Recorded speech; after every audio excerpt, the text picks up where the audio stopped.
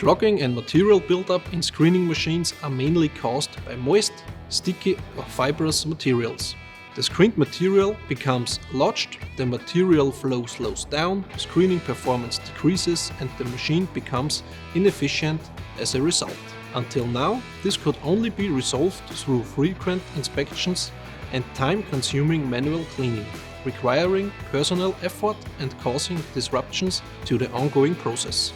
Depending on the material and the screen, this may even be necessary several times per shift.